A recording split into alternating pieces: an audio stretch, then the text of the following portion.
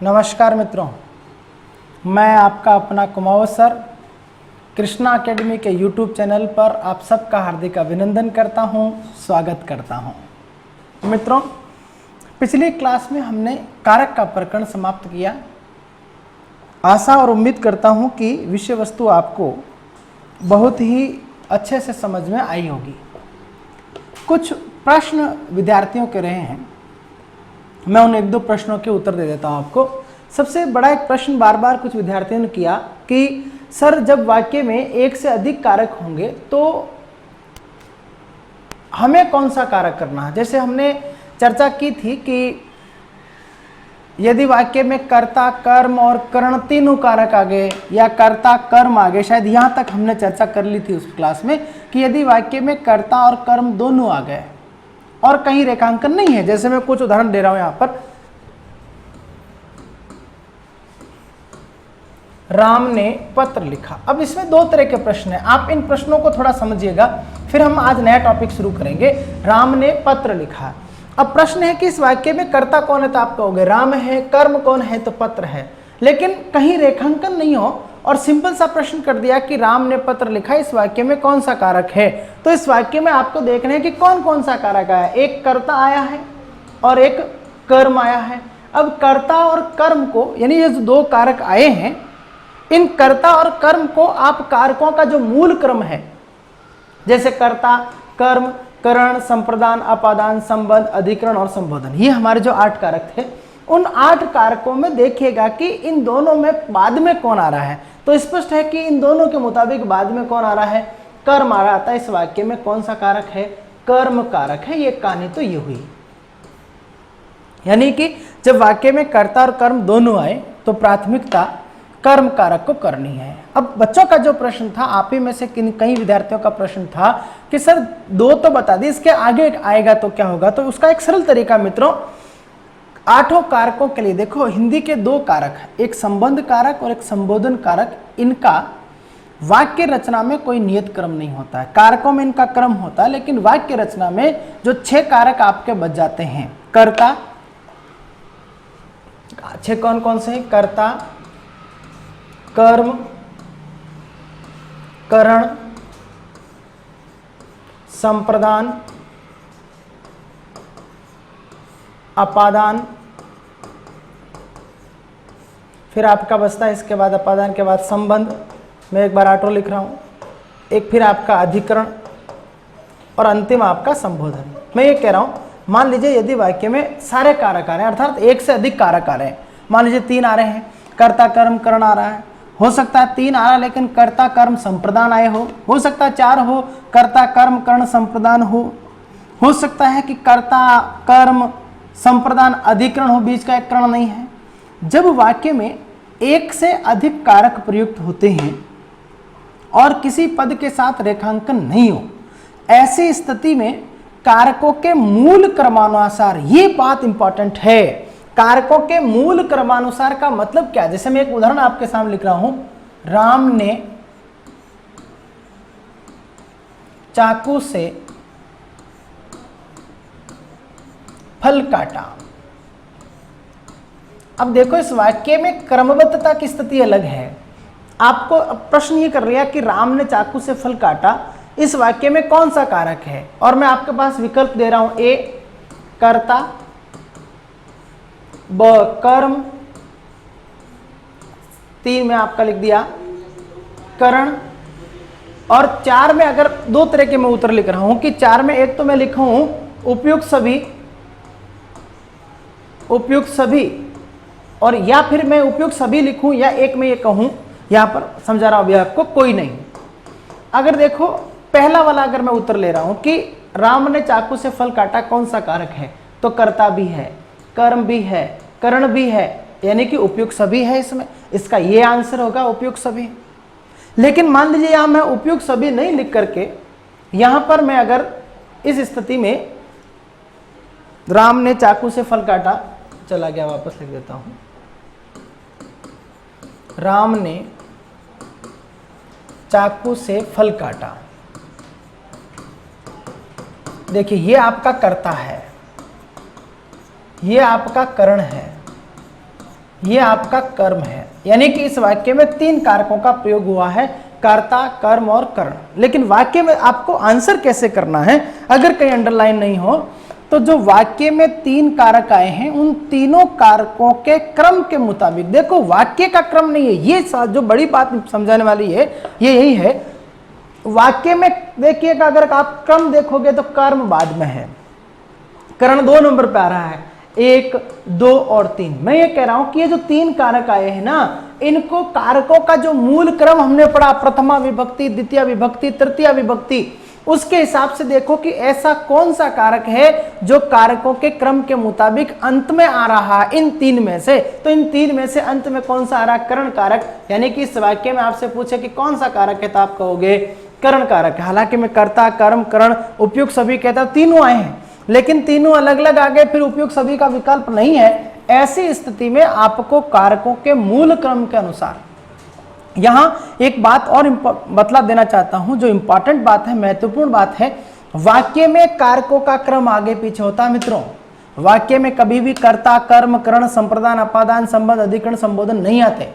वाक्य में हर कारक का अलग अलग क्रम होता है। वाक्य में सामान्य वाक्य, जो सरल वाक्य, उसमें कर्ता सबसे पहले आता है और कर्म सबसे बाद में आता है। फिर बाकी के जो 4 कारकों को मैं चर्चा कर रहा हूं, करण, संप्रदान, अपादान और अधिकरण, ये कर्ता और कर्म के बीच में आते हैं। वाक्य रचना की चर्चा मैं कर रहा हूं। वाक्य रचना में क्या होता है, सबसे पहले आता है कर्ता और सबसे लास्ट में आएगा कर्म। अगर मैं सभी कारक की बात कर रहा हूं, जैसे यहां पर अंत में क्रिया है, क्रिया के पहले कर्म होगा। अब बाकी जो बच गए ना, वही देखो, करण यहां पर रहेगा, यानी फिर यहां पर संप्रदान रहेगा, फिर यहां पर अपादान रहेगा और यहां पर अधिकरण रहेगा। और संबंध कारक सबके साथ आ सकता है, कर्ता के साथ भी, कर्म के भी, अधिकरण सबके साथ आ सकता है। तो वाक्य रचना के मुताबिक देखोगे तो इस वाक्य में सबसे अंत में कर्म कारक आ रहा है। लेकिन आपसे इसी वाक्य में पूछ लिया कि सारे कारक आ गए, बताओ कौन सा कारक है, तो कारकों के मूल क्रम के मुताबिक अंतिम कारक आपको बतलाना है। जैसे मान लीजिए किसी वाक्य में कर्ता, कर्म, करण, संप्रदान 4 आ गए। अब क्या होता है, संप्रदान नंबर 2 पे आ जाता है। अगर मान लीजिए आपके पास संप्रदान है तो वो आपका यहां पर एक कर्ता के बाद में आपका यहां पर करण, फिर संप्रदान, फिर कर्म और फिर क्रिया रहेगी। तो ऐसी स्थिति में आप वाक्य का क्रम नहीं देखना, बल्कि वाक्य में जो कारक आए हैं उन कारकों को आप जाने कि कौन कौन से कारक आए हैं। फिर देखो कि उन कारकों को, यदि मैं कारकों का जो मूल क्रम है, वाक्य में अलग अलग क्रम से रहते हैं, लेकिन उनका जो मूल क्रम है उसके हिसाब से रख करके देखो। मान लीजिए कर्ता, कर्म, संप्रदान आए, तो आप देखो कि इन तीनों में बाद में कौन बैठता है, क्योंकि वाक्य में तो संप्रदान कर्म से पहले आ जाएगा, जबकि कारकों के मूल क्रम के मुताबिक संप्रदान जो है वो कर्ता, कर्म और करण के बाद आता है। तो आपको ये ध्यान रखना है, एक ही लाइन में आप सीख सकते हैं कि यदि वाक्य में एक से अधिक कारकों का प्रयोग हो तो कारकों के मूल क्रमानुसार ऐसा कौन सा कारक है जो इस वाक्य में अंत में बैठता है, वह पहले बतलाया जाता है। और यदि किसी पद के साथ रेखांकन कर दिया हो, अंडरलाइन कर दी हो, तो आपको संबंधित पद का उत्तर देना होता है।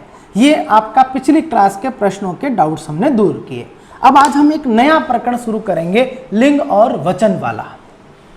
आजकल रीट में या लगभग सभी परीक्षाएं जो है उसमें से लिंग वचन को लेकर के प्रश्न आता है।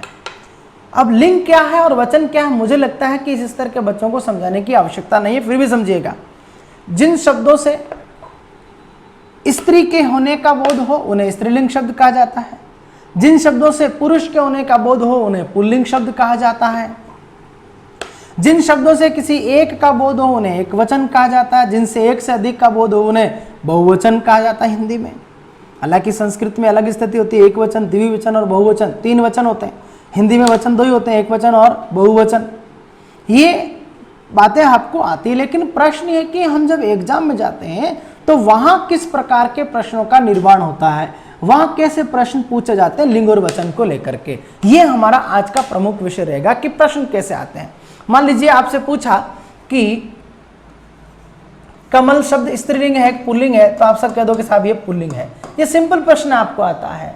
आपसे अगर मान लीजिए कहते हैं कि कमला शब्द कैसा है, तो आप कहते हैं साहब कमला शब्द स्त्रीलिंग है। सिंपल सा प्रश्न है, आप उत्तर दे सकते थे और दे देंगे, कोई दिक्कत नहीं। लेकिन एग्जाम में आजकल जो प्रश्न आते हैं वो इस स्तर के नहीं आते। एग्जाम में प्रश्न कैसे आते हैं, उनको कैसे हल करना है, इस बात को हम लेकर के चर्चा करेंगे। और बहुत ज्यादा प्रश्न आते हैं मित्रों। अगर आप रीट की तैयारी करते हैं तो रीट के लेवल 1 में, लेवल 2 के भाषा 1 और भाषा 2 तीनों, यानी तीनों जगह लेवल 1 के 30 प्रश्नों में भी, लेवल 2 जो स्तर 2 है, जो प्राथमिक स्तर वाला है, उसके भी भाषा 1 और भाषा 2, इन तीनों यानी रीट में 90 जो प्रश्न बनते हैं लेवल 1 और 2 को लेकर के, उनमें सभी जगह 2 से 3 प्रश्न हर बार पूछे जाते हैं कि कौन सा आपको लिंग का और वचन का उत्तर देना है। प्रश्न कैसे आता पहले उसको समझिएगा। सामान्यतः क्या होता है, देखिए लिंग को लेकर के प्रश्न आता है। कुछ शब्द ऐसे होते हैं जो हमेशा पुल्लिंग होते हैं, कुछ शब्द ऐसे होते हैं जो हमेशा स्त्रीलिंग होते हैं, कुछ ऐसे शब्द होते हैं जो स्त्रीलिंग में भी बना प्रयोग कर सकते हैं और उनको पुल्लिंग में भी प्रयोग कर सकते हैं। जैसे मान लीजिए मैंने शब्द कहा लड़का, अब लड़का ऐसा शब्द है जो एक स्त्रीलिंग भी हो सकता है, पुल्लिंग भी हो सकता है। लड़का, लड़की, यानी आपने इसको लड़का कहा तो पुल्लिंग था, लड़की कहा तो स्त्रीलिंग था। ये ऐसा शब्द है जिसका आप एक वचन प्रयोग भी कर सकते हो, बहुवचन प्रयोग भी कर सकते हो, लड़का, लड़के। लेकिन कुछ ऐसे शब्द होते हैं जिनका कभी स्त्रीलिंग नहीं होता, तो कुछ ऐसे हैं जिनका कभी पुल्लिंग नहीं होता। समझे मेरी बात को, यानी वापस सुनिएगा। लिंग और वचन के प्रश्न कैसे आते हैं पहले ये समझिएगा। कुछ शब्द ऐसे होते हैं जो हमेशा स्त्रीलिंग होते हैं, यानी उसका पुल्लिंग रूपांतरण नहीं होता।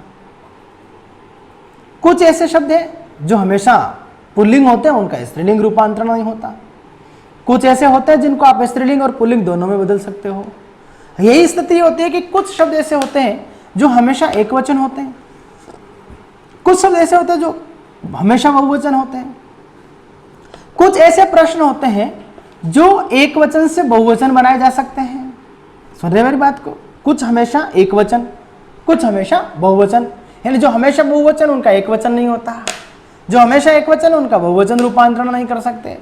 और कुछ ऐसे होते हैं जिनका एक वचन भी हो सकता है और उनको हम बहुवचन रूपांतरण भी कर सकते हैं। लेकिन जब हम बहुवचन रूपांतरण करते हैं तो यह भी 2 तरह से होता है। एक तो बिना कारक चिन्ह के उनका बहुवचन बनाना, और एक उनका कारक चिन्ह के साथ बहुवचन बनाना। जैसे मैंने एक शब्द लिखा लड़का, अब मैं आपसे पूछूं कि लड़का शब्द क्या सदैव एक वचन रहने वाला है? नहीं रहने वाला है, यानी इसका आप बहुवचन भी कर सकते हो और उसका स्त्रीलिंग रूपांतरण भी कर सकते हो। मैंने आपसे पूछा कि लड़का का बहुवचन क्या होगा, तो आप कहोगे लड़का का बहुवचन लड़के होगा। स्पष्ट है, हाँ है ना। लेकिन अब इस लड़का शब्द का जो बहुवचन बनता है वो 2 तरह से बनता है। एक शब्द लड़के भी होता है, एक शब्द लड़कों भी होता है। समझिए बात को, एक लड़का का बहुवचन लड़के भी है और लड़कों भी है, दोनों ही बहुवचन है, लेकिन अलग अलग तरीके से बनता है। अब मैं आपसे सिंपल प्रश्न करूं कि लड़का शब्द का बहुवचन होगा और यहां पर ए लड़के, बे लड़कों, से कोई नहीं, दे केवल लड़के, तो अगर मैं कहूं कि कोई नहीं है तो स्थिति नहीं है, क्योंकि लड़के शब्द हो रहा है, केवल लड़के। अब आपके साथ दिक्कत है कि साहब आप तो कह रहे हो कि लड़के भी होता है और लड़कों भी होता है, दोनों बहुवचन है, लेकिन फिर भी प्राथमिकता आपको लड़के शब्द को देनी है। ऐसा इसलिए करना है कि जिन शब्दों के बहुवचन 2 तरह से होते हैं, एक तो परसर्ग के साथ और एक परसर्ग के बिना। यानी जब आप कारक, परसर्ग का अभिप्राय कारक चिन्ह है, हमने चर्चा की, कारक पढ़ा, इसीलिए इसको साथ साथ पढ़ रहे हैं। अब आपसे आ गया कि लड़का का बहुवचन क्या, दोनों आ गया, तो प्राथमिकता लड़के को दोगे। ऐसा इसलिए करना पड़ रहा है मित्रों कि जिन शब्दों के दोनों बहुवचन होते हैं, अर्थात परसर्ग सहित और परसर्ग रहित, कारक चिन्ह के साथ भी बहुवचन बन सकता है, बिना कारक चिन्ह के भी बहुवचन बन सकता है। ऐसी स्थिति में जिन शब्दों को बिना कारक चिन्ह के बहुवचन बनता है उसको प्राथमिकता दी जाती है। ये बात हुई कि कैसे बनाया जाता है। अब प्रश्न कैसा आता है हम उसको लेकर के चर्चा कर रहे हैं। जैसे एक मैं प्रश्न आपके सामने रख रहा हूं, अब बता रहे हैं कि उसको हल कैसे करना है, ये बहुत इंपॉर्टेंट कहानी है। जैसे एक मैंने प्रश्न लिखा, इनमें से कौन सा शब्द सदैव बहुवचन रूप में ही प्रयुक्त होता है। अब ये प्रश्न आ गया, यानी बात यही है कि इसमें से ऐसा शब्द चुनना है आपको जो हमेशा बहुवचन रहता है। हो सकता है इसमें दिए गए में से कुछ ऐसे शब्द हैं जो एक वचन भी होते हैं, बहुवचन भी होते हैं।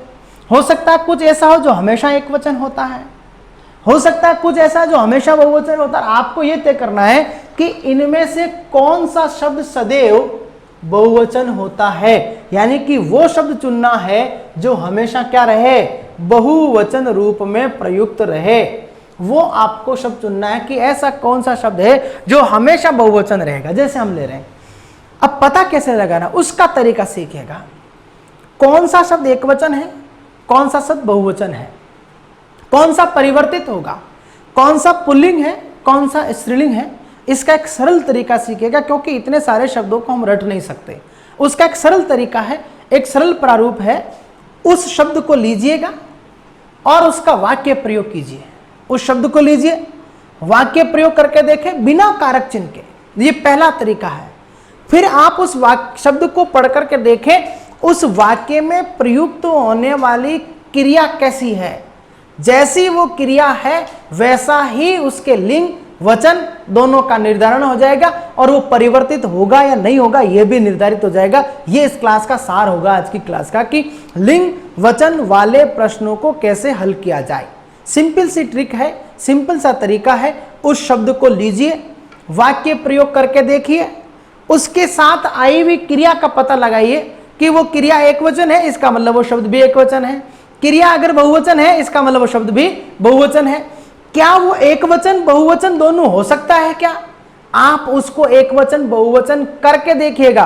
अगर आपकी क्रिया में रूपांतरण हो रहा है, इसका मतलब उस शब्द का वचन एक और बहुवचन दोनों किया जा सकता। जैसे हम कुछ उदाहरण लेकर के देख रहे हैं। जैसे मैंने कहा पराठा, पराठा शब्द ये शुद्ध होगा, इसको ठीक कर लेना। पराठा, जैसे मान ले लिखा, हमने कहा पराठा, ये पूछ रहा है कि ऐसा कौन सा शब्द है जो हमेशा बहुवचन रहेगा। अब देखो पराठा एकवचन है, यानी कि ये एकवचन है, हमेशा बहुवचन होने वाला नहीं है। लेकिन फिर भी आप पता लगा लो कि साथ साथ में ये शब्द एकवचन और बहुवचन दोनों हो भी सकता है क्या? हो सकता है कि आपसे ये पूछ लेता कि उपयुक्त में से कौन सा शब्द एकवचन बहुवचन दोनों होगा कि नहीं होगा। तो पराठा से पराठे, यानी ये शब्द एकवचन भी हो सकता है और बहुवचन भी हो सकता है। कैसे पता चलेगा? वाक्य प्रयोग कर देखो, पराठा खाया, पराठे खाए, पराठा बनाया, पराठे बनाए, यानी इस शब्द का एकवचन बहुवचन दोनों कर सकते हो। सितार से सितारे, सितार बजाया, सितारे, आप स्टार्स की बात कर रहे हैं। अगर मैं इसको एकवचन कह रहा सितारा से सितारे, यानी ये एकवचन और बहुवचन दोनों हो रहा है। अगर इसको आप वाद्य यंत्र की तरह लेते तो ये शब्द, अगर मैं केवल सितार लिखता वाद्य यंत्र की तरह कहते तो ये केवल एकवचन होता। मन केवल एकवचन है, लेकिन दर्शन शब्द सदैव बहुवचन है, क्योंकि आप इसका कभी एक वचन प्रयोग नहीं कर सकते हो। कैसे पता चला? सबका वाक्य प्रयोग करके देखो। ऊपर सबसे पहले दर्शन किया या दर्शन किए, जब आपको यह पूछे कि कौन सा हमेशा एक रहेगा, तो आप उस प्रत्येक शब्द को दोनों में बदल करके देखो। भैया आपसे यह पूछे कि कौन सा हमेशा एक रहने वाला है, कौन सा दोनों में जाने वाला है, तो इस ऐसे प्रश्नों को हल करने के लिए आप प्रत्येक शब्द को लीजिएगा और उसके दोनों लिंग जेंडर परिवर्तित करके देख लो, दोनों वचन बदल करके देख लो कि ऐसा कौन सा है जो बदल रहा है। अगर बदल रहा है तो इसका मतलब एक वचन बहुवचन दोनों हो सकता है। मान लीजिए दिया गया शब्द बहुवचन है, उसका एक वचन नहीं हो सकता, इसका मतलब वो हमेशा बहुवचन रहने वाला है। मान लीजिए दिया गया शब्द एक वचन है और उसका बहुवचन नहीं कर सकते, इसका मतलब वो हमेशा एक वचन रहने वाला है। अब आप कैसे हल करेंगे? देखो, दर्शन किया, यानी आप उस शब्द को लो, उसके साथ क्रियापद का प्रयोग करो। चलिए अब इसको कैसे करेंगे? मान लीजिए आपको इसको हल करना है, तो हम क्या करेंगे? ये जैसे शब्द दिया, आपका प्रश्न है कि कौन सा हमेशा बहुवचन में रहेगा। अब इसको आपको हल करना है। इसको हल करना है तो आप क्या कीजिएगा? इस शब्द को लीजिएगा, प्रत्येक शब्द को लो और उसके साथ क्रिया रूप प्रयोग करके देखो क्या उसको हम बहुवचन एकवचन कर सकते हैं कि नहीं कर सकते। जैसे दर्शन किया और एक मैंने कहा दर्शन किए। मुझे बताइए ये जो शब्द है क्या दर्शन किया होता है? नहीं होता है, केवल दर्शन किए। आपका अपना आंसर आ जाएगा, इस तरह की जाएगी। मन से मनो या मन से ही हुआ, कहीं कोई परिवर्तन नहीं हो रहा है, इसका मतलब ये हमेशा एक वचन में रहने वाला है। सितार वाद्य यंत्र की तरह करें, एक वचन रहने वाला है। पराठा से पराठे खाए, पराठे बनाए, यानी इस शब्द का एक वचन और बहुवचन दोनों हो सकता है, यह हमेशा एक वचन में रहेगा। ये हमेशा एक वचन है, लेकिन ये ऐसा शब्द है जो हमेशा बहुवचन रूप में है, तो ये आपका क्या हो जाएगा, आंसर हो जाएगा। यानी इस प्रकार के प्रश्नों को हल करने का तरीका, मैं एक बार फिर रिपीट कर रहा हूं, प्रश्न बनते कैसे हैं, चर्चा कैसे होती है। कुछ हमेशा एक वचन होते हैं, कुछ हमेशा बहुवचन होते हैं। अभी मैं चर्चा करना चाह रहा हूं जो हमेशा एक वचन है, जो हमेशा बहुवचन है। कुछ एक वचन और बहुवचन दोनों होते हैं। जिनके बहुवचन होते हैं यानी एक से बहुवचन बनते हैं, उनके बहुवचन भी दो तरीके से बनते हैं, वो अभी हम आगे चर्चा करेंगे। अभी यहां तक ये बात समझ आई कि नहीं भैया? जैसे मान लीजिए एक प्रश्न हम और ले रहे हैं, ये लिंग का हो गया, वचन का ले लेते हैं पहले। देखिएगा, अब ये बहुत इंपॉर्टेंट प्रश्न है, पहले रीट में आ चुका है। इनमें से कौन सा शब्द कारक परसर्ग के साथ, ये बहुत इंपॉर्टेंट कहानी है जो हमने पढ़ी है, और हमने जब कारक पढ़ा तब भी हमने कहा कि कई बार ऐसा होता है कि कारक को ही परसर्ग के नाम से पुकार लिया जाता है। इनमें से कौन सा शब्द कारक परसर्ग के साथ प्रयुक्त होने पर ही बहुवचन रूप में बदलेगा? यानी कि ऐसा शब्द चुनिएगा जिसका बहुवचन तो हो सकता है, लेकिन कारक चिन्ह लगाने पर ही बहुवचन बने, बिना कारक चिन्ह के बहुवचन नहीं बन सकता। यानी कि ये प्रश्न आपको ये कहना चाह रहा है कि कुछ शब्द ऐसे हैं जिनका एक वचन बहुवचन दोनों हो रहे हैं, और बिना कारक चिन्ह के भी बहुवचन बना सकते हो, लेकिन कुछ ऐसे शब्द हैं जिनका बिना कारक चिन्ह के बहुवचन नहीं बना सकते। यानी कि बहुवचन तो बनेगा लेकिन बिना कारक चिन्ह के नहीं बना सकते। वापस सुनो, कुछ ऐसे शब्द हैं जिनका एक वचन से बहुवचन हो रहा है, और उनका बहुवचन कारक चिन्ह के बिना भी बना सकते हो और कारक चिन्ह के साथ भी बना सकते हो। लेकिन कुछ ऐसे हैं जिनका बहुवचन बन तो जाएगा, लेकिन तभी बनेगा जब उसके साथ कारक चिन्ह रखोगे। और ये प्रश्न रीट में आया हुआ प्रश्न है। अब कैसे मालूम चलेगा? देखिएगा, पुस्तक से पुस्तकें पढ़ी, यानी हमने पुस्तकें पढ़ी, क्या आपने इस शब्द का बहुवचन बना लिया? क्या बना लिया, लेकिन बिना कारक चिन्ह के बना लिया, कारक चिन्ह की आवश्यकता नहीं हुई। बालक, दूसरा ले रहा हूं, दाल से दालें महंगी है, दालें महंगी है। मुझे बताओ, क्या आपने इसका एक वचन से बहुवचन बना लिया? क्या बना लिया? किसी कारक चिन्ह की आवश्यकता नहीं पड़ी। दीवार से दीवारें, दीवारें ऊंची है, आपने दीवार का बहुवचन बना लिया बिना कारक चिन्ह के। लेकिन बालक शब्द का अगर बहुवचन बनाना है तो आप इसको बालक से बालकें मैदान में खेल रहे नहीं कह सकते। इस शब्द का बहुवचन बनाने के लिए आपको बालक को बालकों करना पड़ेगा, यानी बालकों ने कहानी सुनाई या कहानी सुनी। इस वाक्य में बालक शब्द का बहुवचन बनाने के लिए आपको क्या लगाना पड़ा? कारक चिन्ह लगाना पड़ा। हालांकि मित्रों, कई विद्वान, कई पुस्तकों में एक वचन से बहुवचन बनाने के कई सारे नियम लिखे हुए रहते हैं। स्त्रीलिंग, पुल्लिंग के कई सारे आपको नियम देखने को मिलेंगे। मैं ये कहना चाह रहा हूं कि आपको उन नियमों को रटने की बजाय स्ट्रिक को सीख लेना चाहिए कि कैसे प्रश्न हल करना है। सीधी सीधी सी कहानी है।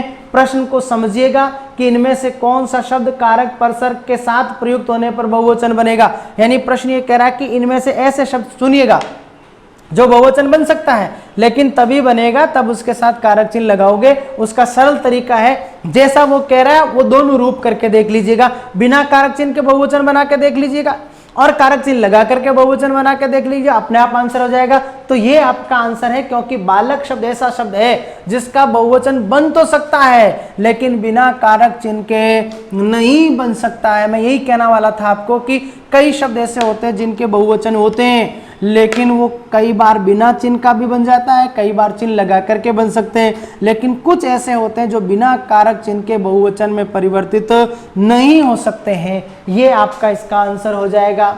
जैसे मैं कुछ अगला और प्रश्न ले रहा हूं, आप सीखेगा। इनमें से, ये तो हो गया शायद, ये हो गया आपका।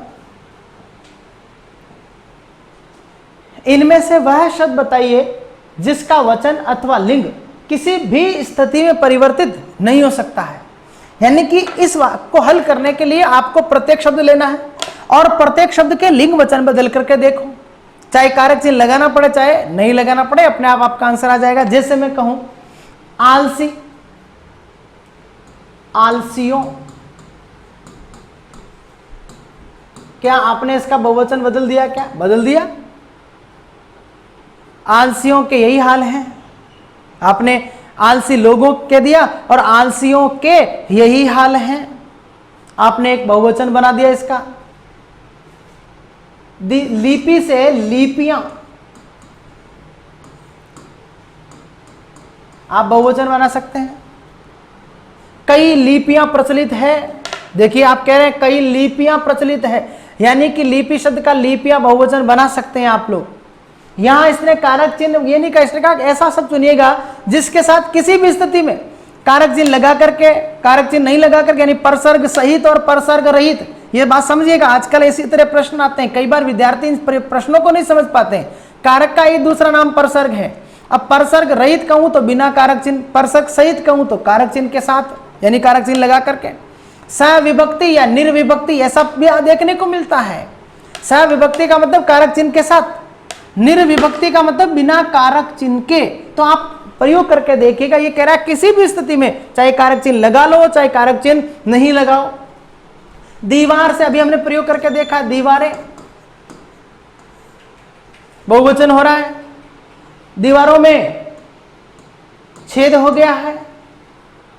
आप लोग कारक चिन्ह लगा करके भी बहुवचन बना पा रहे हैं, बिना कारक चिन्ह के भी इसका बहुवचन बना पा रहे थे। लेकिन जल शब्द का आप किसी भी स्थिति में चाहे कारक चिन्ह लगा लो चाहे कारक चिन्ह नहीं लगाओ, जैसे जल में मछली रहती है या मछलियां जल में रहती है, आपने कारक चिन्ह का प्रयोग कर लिया जल के साथ, लेकिन फिर भी इसका बहुवचन रूपांतरण नहीं हुआ। ये आपका क्या हो गया मित्रों? आंसर हो गया। यानी जिन शब्दों के आपको इस प्रकार के उत्तर पता लगाना है तो इसका सबसे सरल और सटीक तरीका है कि उस शब्द को वाक्य प्रयोग करके आप देख लीजिएगा।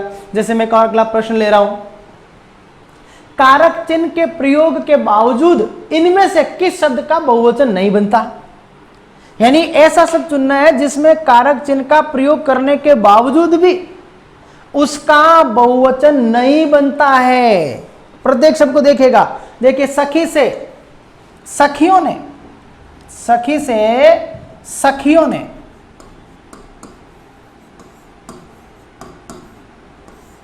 बहुवचन बन गया, हालांकि इसका बिना कारक चिन्ह के सही नहीं बनता, बनाना चाहे सखियां, सखी से सखियां, सखी से सखियों ने कारक चिन्ह के साथ बना लिया आपने। बिना कारक चिन्ह के बनाते तो आप कहते हैं सखियां यानी सहेलियां, सखियां आ रही है यानी सहेलियां आ रही है। सखियों ने बात रखी, आप दोनों तरह से बहुवचन बना पा रहे हैं इसका। घर से घरों में, घरों में रहे। गीत से गीतों की कड़ियां, गीतों की कड़ियां, एक दो कड़ी है। गीतों में इस प्रकार की परंपराएं सुनने को मिल जाती है, यानी जो हम गीत पढ़ते हैं उन गीतों में उनमें मिल जाती है।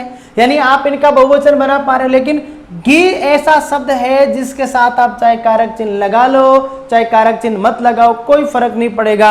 यानी इसका किसी भी स्थिति में बहुवचन नहीं हो सकता है। स्पष्ट है कि शब्द सदैव एक वचन रहने वाला है। ये आपका क्या हो जाएगा? उत्तर हो जाएगा। यानी ऐसे प्रश्नों को अगर हल करना है तो आप इस ट्रिक को अपनाइए। जैसे मैं कुछ उदाहरण और ले रहा हूं, इनमें से कौन सा शब्द स्त्रीलिंग नहीं है? अब आपको यह पता लगाना है कि कुछ ऐसा शब्द है जो पुल्लिंग है, जैसे आंखें खुली है या आंखें खुला है, आंखें खुली है यानी आंखें शब्द स्त्रीलिंग है।